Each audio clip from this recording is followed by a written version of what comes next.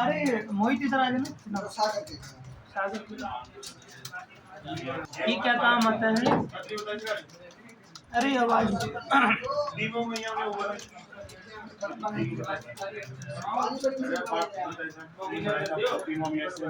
अरे आवाज आवाज आवाज देखो, use separate actual build quantity column, ये इजी है, इसमें कुछ नहीं है। आपके क्वांटिटी के 2 कॉलम बन जाएंगे, एक्चुअल और बिल्ड। इससे क्या होगा कि आप किसी को फर्जी बिल देना हो तो इससे दे सकते हैं। कैसे?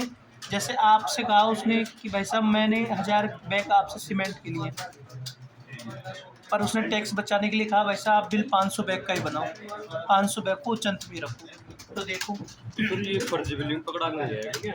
नहीं पकड़ा तो आता ही है, पर लोग क्या करते हैं जब बिल निकाल के इसको डिलीट कर देते हैं, फिर दूसरा बिल एक्चुअल बना लेते हैं। तो एक बार तो बिल निकल ही जाता है फर्जी।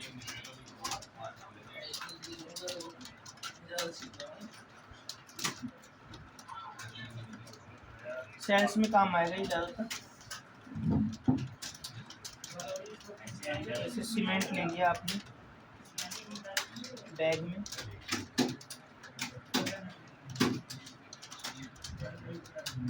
जैसे एक्चुअल में तो आपने 100 बैग लिए और बिल कितने से बनवाया? 50 रुपये सामने वाले ने। तो अब आपका जब आप बिल प्रिंट निकालोगे तो आपको केवल बिल वाला ही कॉलम दिखेगा, एक्चुअल वाला नहीं दिखेगा। 50 100 बैग नहीं दिखेगा। तो एक्चुअल में इसने कितना लिया? 100 बैग। ठीक है, मतलब आपका स्टॉक तो 100 बैग से प्रभावित करेगा, पर सामने वाले को जो बिल निकलेगा वो 50 बैग से निकलेगा। ठीक है, और जीएसटी भी लगेगा ना, वो 50 बैग पे ही लगेगा। इसका क्या मतलब? ये क्या काम आएगा? इसका मतलब ये होगा ना, सामने वाला कह रहा है वैसे मुझे 50 बैग का ही बिल दो, ये सामने वाला कह रहा है मुझे 150 बैग का बिल दो।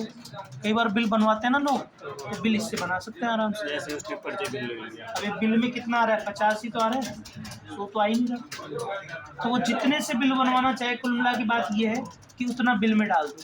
वो कहता है मुझे 40 बैग का बिल बनाना है, तो यहाँ 40 डाल दो, अब बिल में आपका 40 ही निकलेगा। ठीक है ना। एक्चुअल कोई ले रहा है जब तो कोई जरूरत ही नहीं है इसकी, 100 का 100 ही ले रहा है जब तो कोई जरूरत ही नहीं। और कई लोग क्या है, ठेकेदार बिल कम ज़्यादा से बनवाते हैं, तो उनके लिए काम का है। चलो अगला बताओ। पेन छोटा सा ही पेन देना।